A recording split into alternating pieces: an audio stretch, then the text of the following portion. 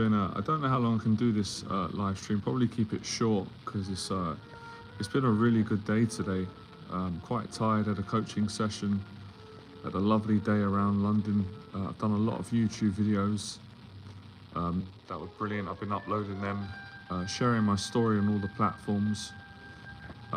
Big part of my story with regards to how I overcame a mental health breakdown in 2017, and the next 6 years of that have just been pretty profound. If I'm being honest, massive changes that I've made, and been able to impact a lot of people. And I still feel like I've got a lot more to do, but most of it entails me just simply sharing my story with anybody that cares to hear it, and the right people that need to hear it at the right time.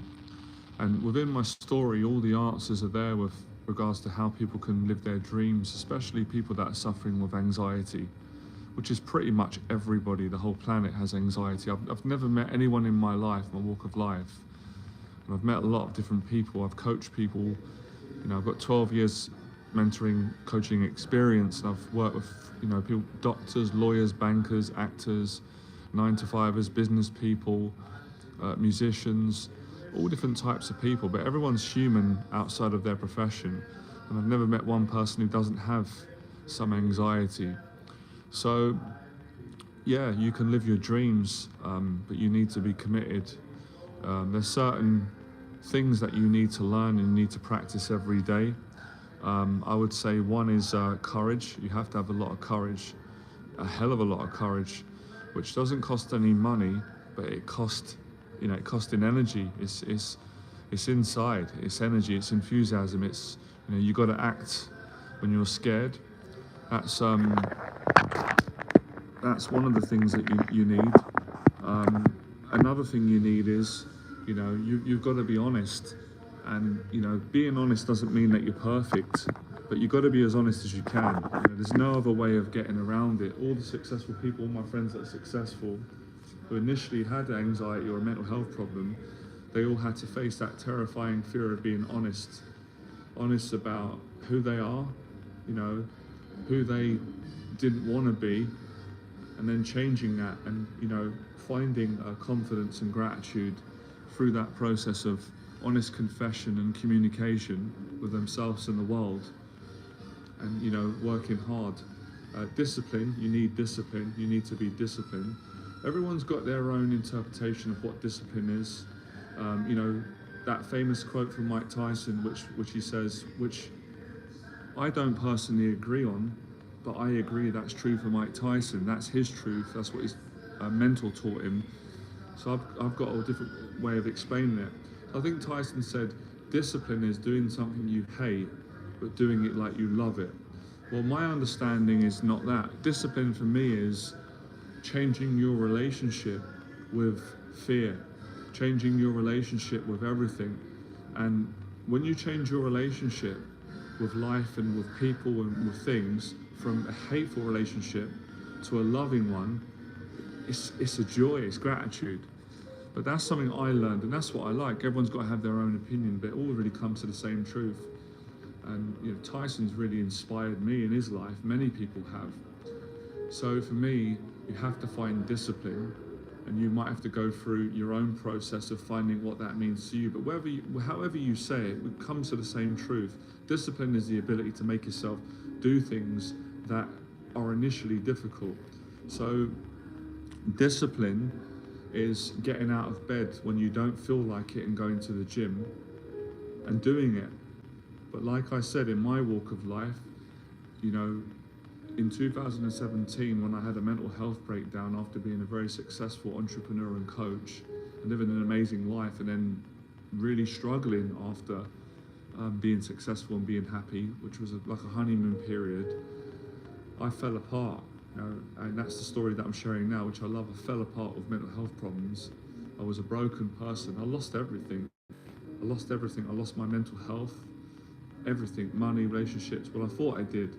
And when I was in hospital, I had that experience where I read the Bible, and it gave me strength, and I started to get help, and then I recovered.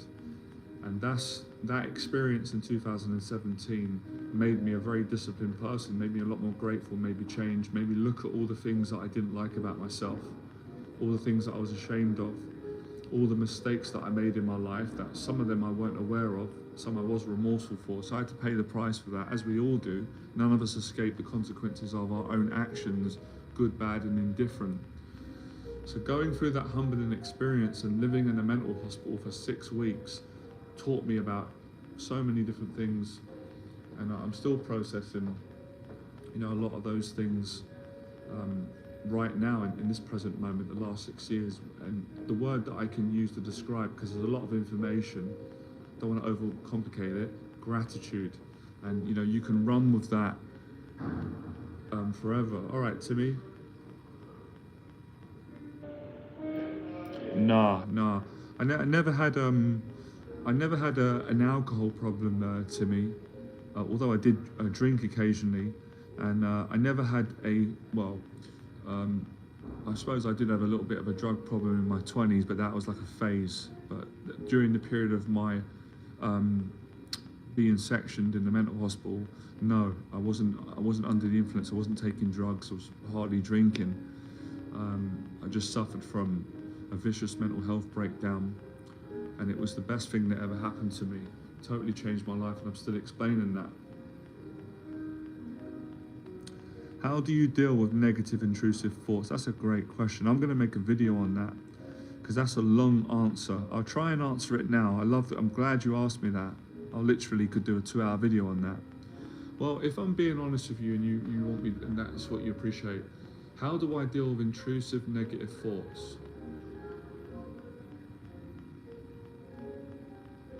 Gratitude. To be honest with you, a lot of the things I learned in the mental hospital, because when I was in a mental hospital, for the first few days, I was being attacked continuously by intrusive, terrifying thoughts. And faith, praying to God, that literally stopped those thoughts. So my faith helps me to do that. If things get really difficult up there, which of course they do for all of us, I will go to my faith. I will pray to Jesus and ask him, take these away from me, help me. On that level. On a human level, I deal with intrusive thoughts by living my purpose, doing what I'm doing now, speaking, teaching you, or nice people who've got anxiety, how to live their dreams, going to the gym, hitting the punch bag, speaking to my mum, spending time with my family that I love, spending time with my good friends, spending time with good clients, sitting down in nice hotels like this and sitting down and appreciating them, but at the same time not thinking that I'm better than anyone, because I just did a lovely post on Instagram and I really meant it from my heart. And I said, when you know that you're not better than someone that works in McDonald's, you're not better than them, you're not better than anybody, but you also know that I'm not below someone who's worth £500 million. You've got freedom. And that's what I learned from being in a mental hospital, having a lot of things in life that a lot of us think are great, and they're okay, but they're not that great when the shit hits the fan, and being humbled, losing everything, and then going, oh my God, I've lost everything. I can't believe this, my life is over. I've got no money because I've been mentally unwell. I've made a lot of money and I've got rid of all of it out of unconscious fear from my old beliefs of growing up poor and believing that I don't deserve a lot of money, or money's dangerous, or money's bad. Got rid of all my money, almost become homeless, pushed everyone away, all my relationships, because I wasn't well, the intrusive thoughts, I wasn't in my right mind. And then realized, oh my God, I'm in a mental hospital, what am I doing here? I want to leave. And then finding faith, really good people that helped me, a couple of days of being in abject terror and fear and thinking that I'm going to die and these thoughts are going to kill me and I'm never ever going to be happy again. I'll never be well again. That's what I thought. I'll never have any money, never have any friends. My family will never love me. I'll never have my confidence. I'll never be normal again. My life's over. I'm in this place forever. I'm sectioned. They're going to lock me up. They're going to throw away the key. I'm done. Of course, it weren't true. I've read the Bible. I found strength. They were nice to me. I got treated well. I started to recover. The anxiety started to go away. 6 years later, I'm in a better place than I've ever been. I mean, literally now in a nice place, but mentally. Of course, I still have anxiety the same way everyone does, but healthy amounts, not what I had before. I'm off medication. I'm not on any drugs other than caffeine here and there.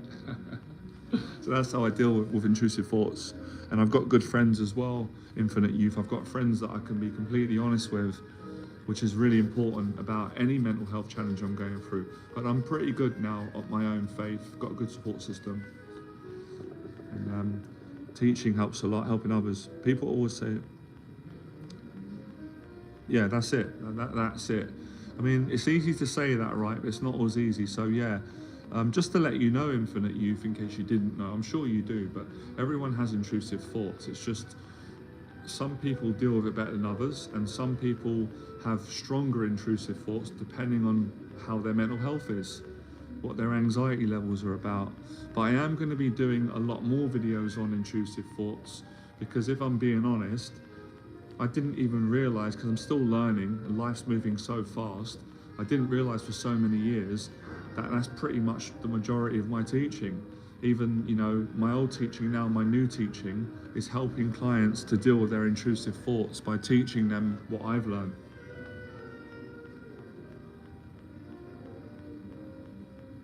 Yeah, I understand that. Yeah, well, listen, man,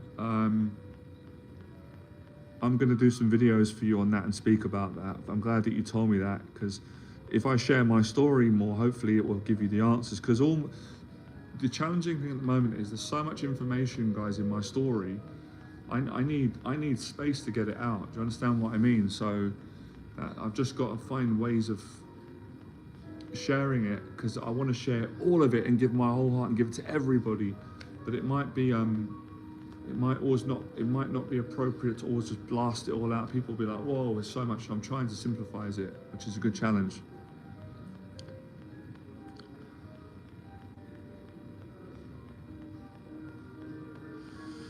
Besides ensuring I eat optimal amounts of fats from animal origin and not skimping, what warning signs do you know when you may be suffering from over training at the gym? I think you just know, to me, how I'm feeling now.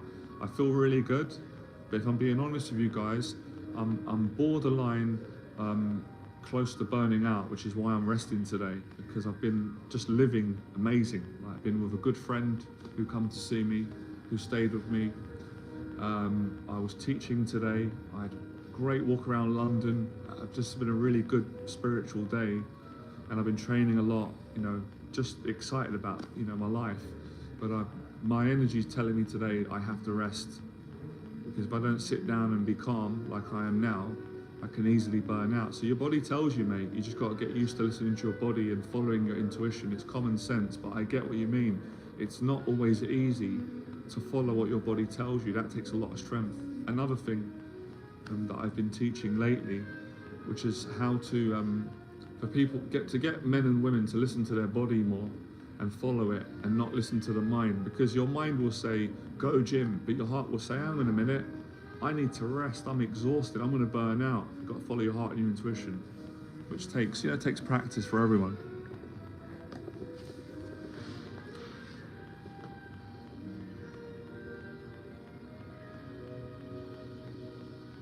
Confession really helps. I know it helps. When people are going through intrusive thoughts, one of the most powerful things for people to do, and I know people are very scared of it until they get used to it, and that's why I'm trying to confess a lot of my fears through my teaching and story, to give people strength so they can do it.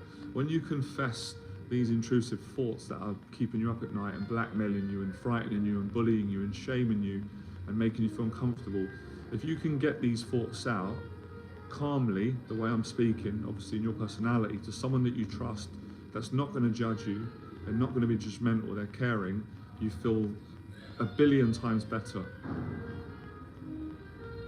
So confession is very powerful. I mean, confession saved my life, and confession can save a lot of people's life. Confessing these anxieties and thoughts. These thoughts originate from anxiety. It is another manifestation of the anxiety. The anxiety is mental, with the stories and the thoughts that attack you and come in, and they tend to have a momentum, and then the emotions that get triggered in the body, it's all part of it. So it's good to understand how it works, and I've been studying it all my life. I'm fascinated by it, still learning about fear, about anxiety, about thoughts, how to control these thoughts, how to not let them, ruin our life.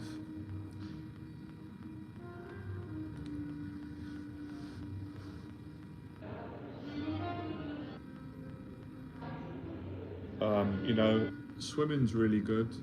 My dad gave me that wisdom. My dad's given me some great advice, and I'm happy to share it with all of you. I'll do it anyway.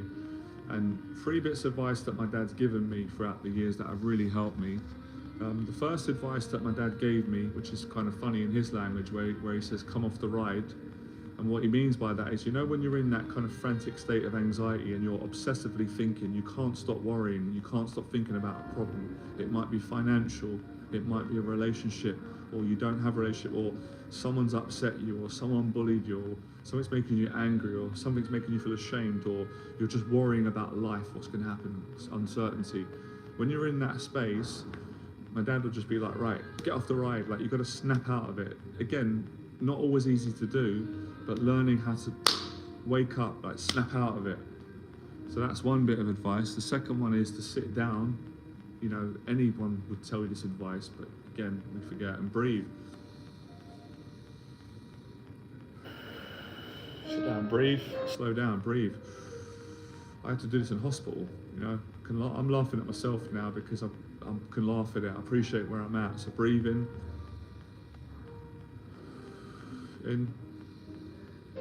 for the diaphragm. And already feel better when you do that. You feel calmer. Yeah, of course it does. Yeah, let me explain that. You're very smart. Good question. So, do I think that negative thoughts and anxiety in general hinders creativity? Yes and no.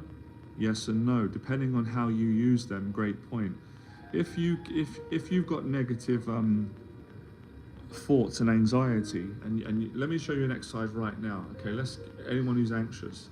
So wherever you are right now, if you're with someone, or even if you're on your own, say out loud. You have to shout out loud. Just say, "I'm anxious right now. Yeah, I'm anxious. I am frightened. I've got negative thoughts that are attacking me. They're scaring me. I'm nervous. I'm anxious, and I don't want this in my life." This is a little prayer that I do. Right, what can I do with this anxiety and these thoughts? Because they're not going away. I'm trying to get rid of them. Do you know what? Don't go away. Don't go away. Stay. This is a technique from my mentor, Jeff Thompson. Don't go away. It's fine. Because when I beg you to go away, you don't go away. You bully me. You blackmail me. You frighten me of more. Stay as long as you want. Stay as long as you want. Be with me. Yeah, threaten me with everything. Threaten me with all the horrible things that you've been saying for years. Bring up the emotions. I'm grateful, man. I'm a good person. I believe in God. I want to do good things. Come on then. So that's a good exercise. And that quietens the mind. That kind of, stops the thoughts and the anxiety from blackmailing you and frightening you. Accept it. Now you can say, "Oh, okay. This is energy. It's creative. It feels real. It feels threatening. It feels heavy in the body. These emotions, these thoughts. I want to do something with these. Right? Where's my phone? I'm getting my phone. I'm going to get a piece of paper. I'm going to write on the paper. I'm going to write down everything that I feel, everything that I'm going through, every single thought, what it's saying to me, what it's making me feel. Write it down on a piece of paper. When you write it down, you've just wrote a beautiful piece of artwork of poetry. How powerful is that? See, I'm in a flow state now. Anyone can do this. It takes courage, it takes guts. You sit down, you don't force it, you don't try to be someone you're not, be honest. Everyone knows how to do it. Face your fear, let yourself be yourself. Work through the shame, the pain, the anxieties, the fears of what other people think about you. Accept it, accept all of it, accept how you feel, get it out slowly. I learned all these things through going through horrendous, but beautiful anxiety and intrusive thoughts, and having good times in my life where I weren't scared, and I had so many good memories and good times, and having days where I was in abject fear and I was petrified for my life. The mental hospital taught me this. Before I was in the mental hospital, I learned this, and being around good people, and being in life and death situations in my life, going in a boxing ring. I was absolutely petrified when I had my first amateur fight. I was shaking, but I was also I was excited. I was excited, and I got my ass kicked, but I feel good that I went in and I got beat by the better man. It didn't last very long, but I'm glad I had the courage to do it. So, you know, this joy, you know, is such a contradiction that when you're in anxiety and you're depressed, you are so close to being happy and being the way that I am now and having gratitude. But it's the discipline and it's the wisdom and it's the support and the help to know how to get there.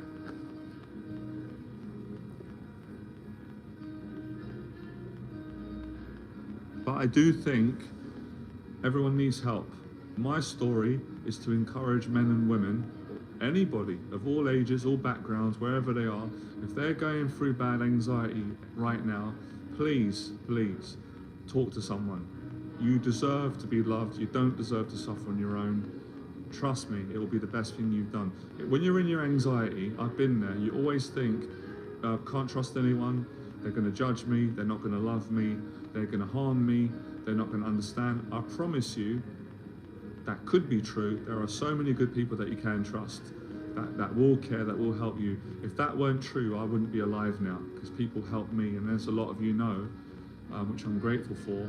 I've helped, you know, I'm not going to take all the credit for it, because it feels arrogant to say it like that, speak my heart, but I've helped thousands of people all around the world to calm their anxiety and live their dreams in all different areas of life, financially, mentally, emotionally, all different areas.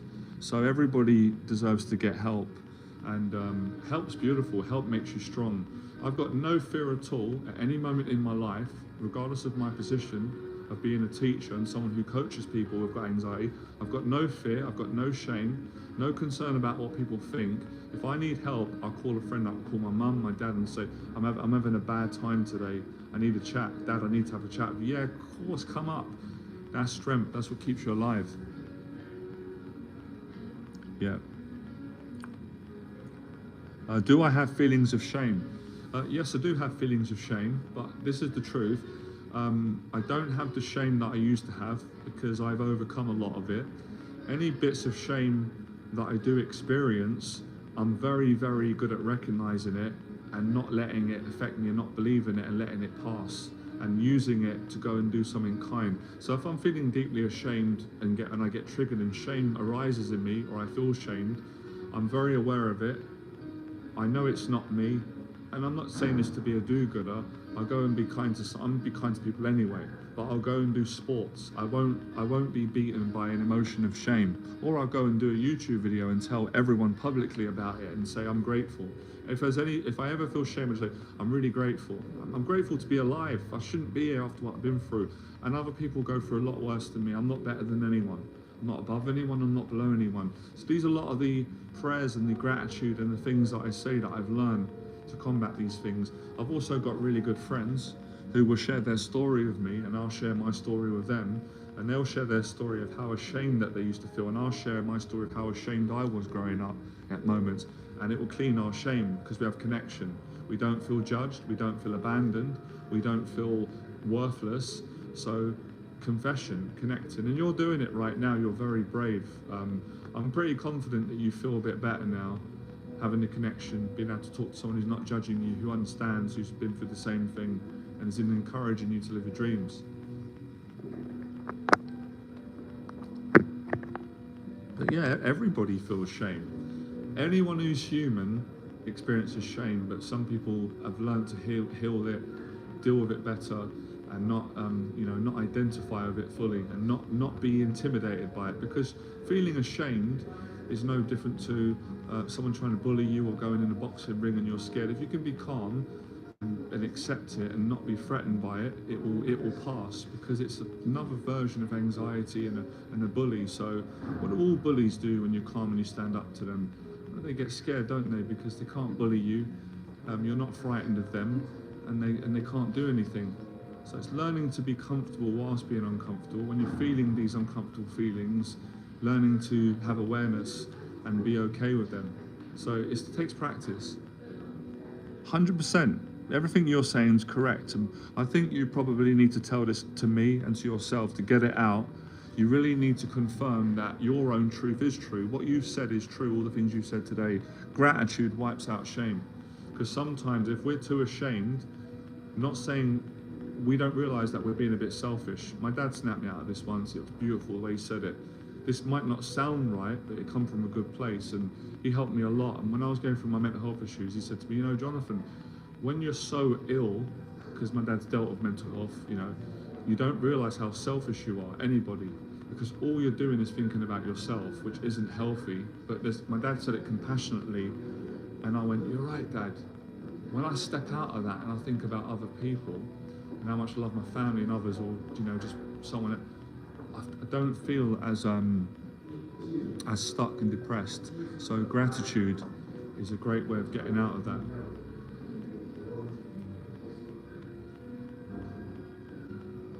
Oh, thank you, man.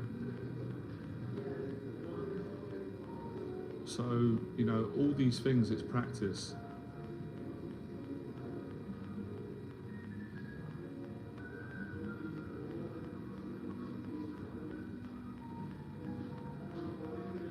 I'm going to be doing a big event soon, probably next year, definitely next year. Let's change that word probably, that wasn't certain enough. Let's see how the days go. Tomorrow's not promised, but I'm going to do a big event. I'm going to hire a hotel room, a nice room, and can invite you down. You lot are welcome to come, and I'll do, you know, do a mentoring session, a big event, and teach these techniques and, you know, these really gratitude, break it up, help people with this.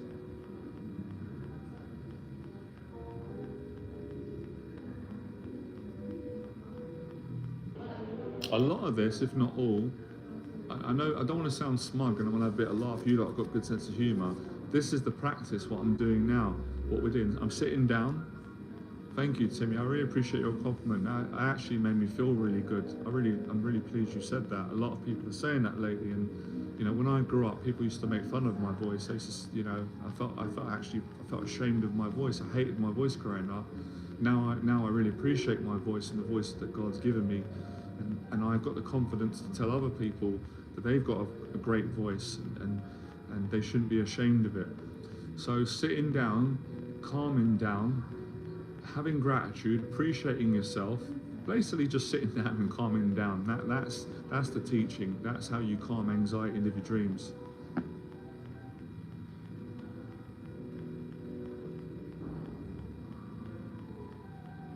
But the great thing is about you, Infinite Youth, is that you're very aware of your anxieties, which is great. You're honest about them, which is great. There's a lot of courage, and you're aware of the origin of where they come from.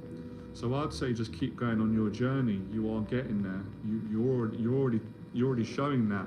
But maybe it's a case where you've got to build more gratitude in your life, and you've got to focus on things that you enjoy and give more. Because you know you've got all the right things there, and that's the next thing for you to practice. I don't know all the things you're doing in your life because I'm not with you. I've only got limited information. Maybe you can tell me more. But yeah, you know, you've just got to find practices to calm down. And if you've got a lot of shame, then you've got a lot of pain, and a lot of blame, which is good, because that is the trauma and the anxiety and the energy for you to go and live your dreams with. And that's how I've, you know, lived my dreams twice, by taking the shame and the pain and my blame and all this pain inside and getting it out in a positive way, and not blasting it on people in anger, which obviously I did do in my 20s, and I paid the price for that. I've been very remorseful. I didn't do it with everybody, but I did do it. So the discipline of not displacing our pain and anger and anxiety onto other people, which is going to make us feel terrible in the end. Obviously, we've all done it at some point, which is why we all need forgiveness. Another part of my story, another day. So it's learning how to get exercise these demons out, these pains and shames in a positive way. So on the punch bag, which is why I like putting the boxing videos out, because it's honest and it's non-violent. It's teaching you self-defense, swimming, having a chat with friends. It's all practical, you know, simple things that everybody knows, but people forget doing. Cleaning the apartment, being in the now, being present.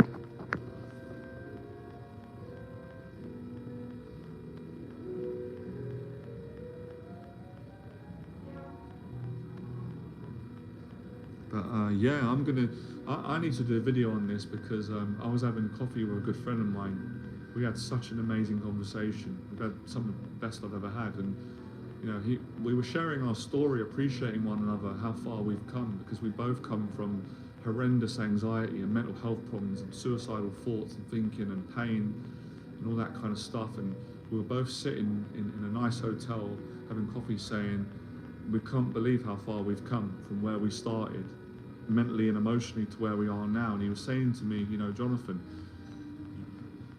which is not one of the few people I know that can confidently sit in an environment and relax and not be paranoid and looking around and doing that. And I said, yeah, I'm so grateful you said that, because I forget, because I weren't like that for years. I weren't like that most of my life. I was paranoid.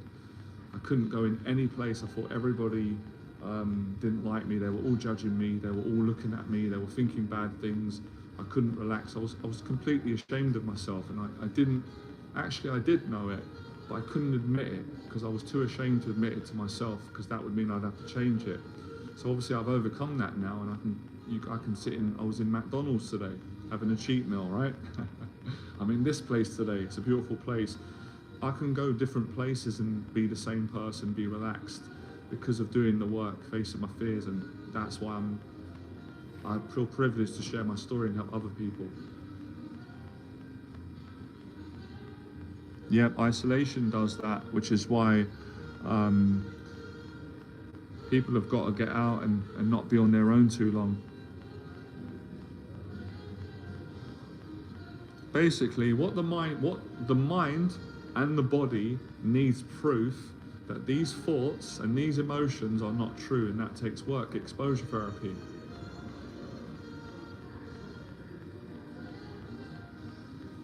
I'm going to do a video on shame. Let me just make a note of this. I need to note this down because I'm going to forget. It's a tough one, but anyone can do it. It takes work. It's painful, it's uncomfortable, but the reward is 100% worth it. When you come out the other side, see, that's what humility is about, and being humble. When you've suffered and you felt terrible and had all these anxiety problems and shame, and you've just been tortured for large amounts of periods of your life, when you overcome that, even just 50% or 80%, you're so grateful, or you should be.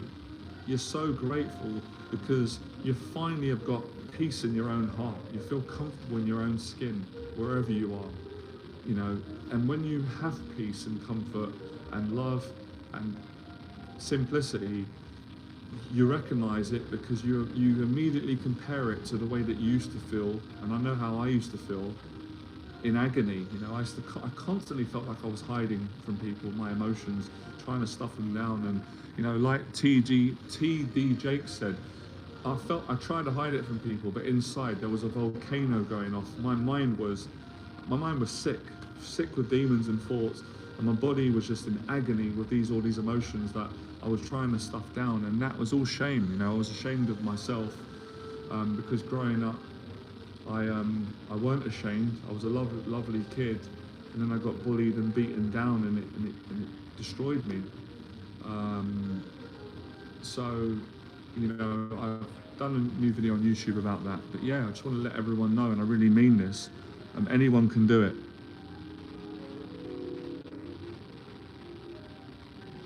You're funny, Timmy. Your jokes are brilliant, man. Your humour cracks me up.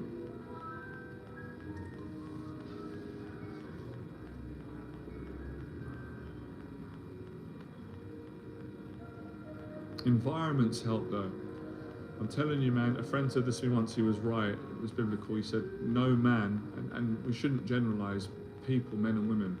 You know, when people, men and women, shouldn't be on their own for too long. It's not healthy. Now, let me just make a point of saying balance.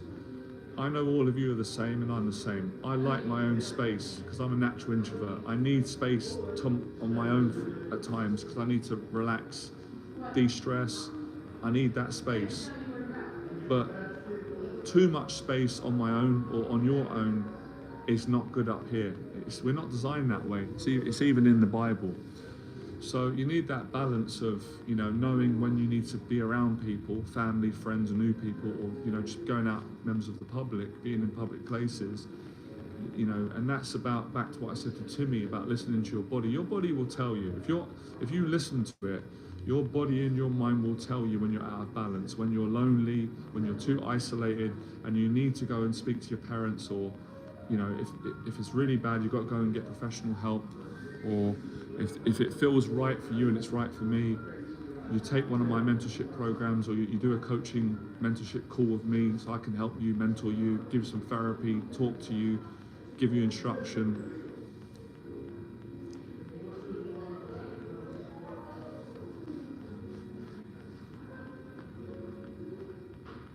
I could absolutely dying for some tea or water. I'm really thirsty. Right, how can we do this? Well, I'm really grateful that they let me do this here. Yeah, I practice gratitude all the time. For me, I say it as much as I can every day. I've trained myself to do it. Not just once, not just like, oh, I wake up in the morning, oh, I'm grateful to be alive. That's good, but in every moment. And you can never overuse the word I'm grateful. You know, gratitude.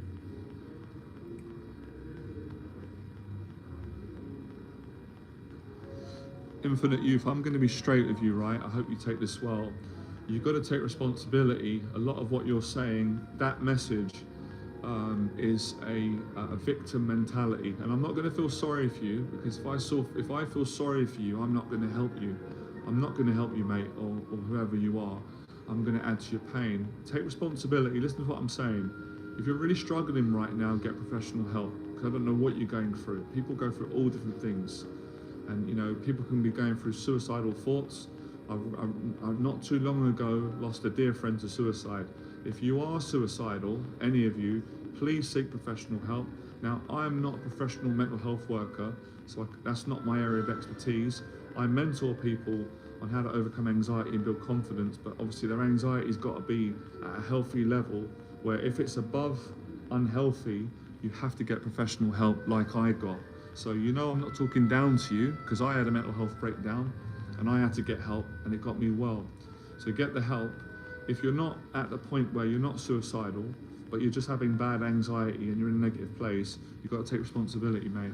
You've got to do something about it, because just complaining about it and saying, well, I'm negative, you're just going to make it worse. You've got to do something. I've told you already, go to the gym, clean your apartment, speak to your family, speak to people, talk to someone about how you're feeling. Otherwise, nothing's going to change. You're just going to be saying the same things, and things are going to get worse. And I want things to get better for you, and I want you to be in a better place. So take my advice. I can't force you to take my advice. I can only hope that you can take it as you're asking me. That's about as much as I can say on that matter, and that question. That's one of the things I've learned, guys.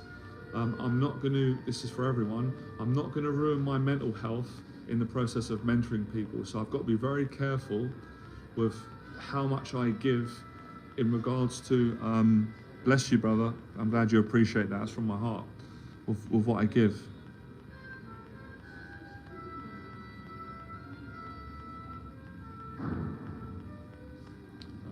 You know, I learned that through mental health recovery. A lot of teachers do that, you know.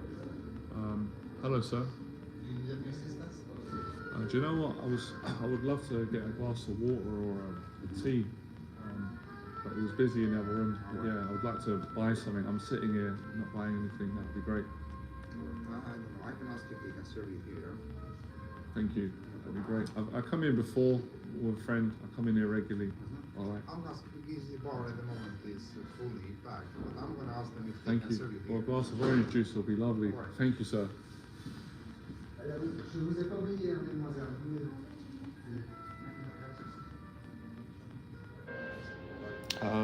I was Scotland. I'm working with a client from Scotland.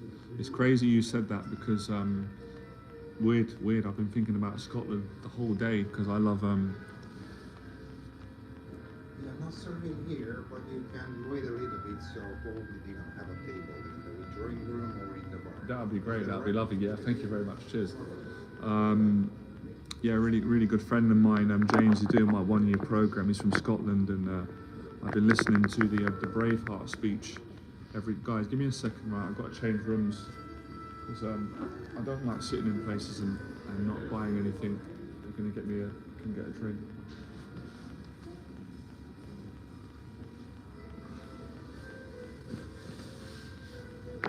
I don't know if I can speak in the other room because if it's not appropriate, then we'll end it. It's been a good stream, 40 minutes. Let's have a look at this. There's a little Christmas present for you guys. Let me show you the tree.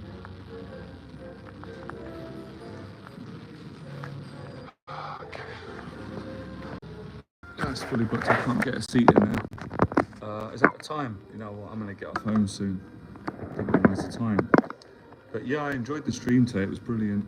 Yeah, it's not as easy to do live streams anymore publicly. Since COVID, I think a lot of the rules have changed, which is a shame. Because I do enjoy doing these in the hotels. It's a lot of fun. I think a lot of these places now, it's not really appropriate. They don't seem to like it. But I'll have to do them in my apartment anyway. But we had a good run today, 40 minutes. Loads of good exercises on anxiety. And I really enjoyed it. Loads of good exercises on anxiety, and I really enjoyed it. So guys, I'm gonna make a move. Enjoy the rest of your weekend. I'm gonna make a move. Enjoy the rest of your weekend. I've got a lot of videos, a lot of plans for events, more mentoring programs that I'm building. But for now, stick to the channel and follow a lot of things that I've said. And like I said, if anyone's really struggling, always get help. Speak to someone. Do the things that I say, go to the gym, work on gratitude, work on doing simple things that will start to calm your anxiety down, and live your dreams, all right? Pleasure.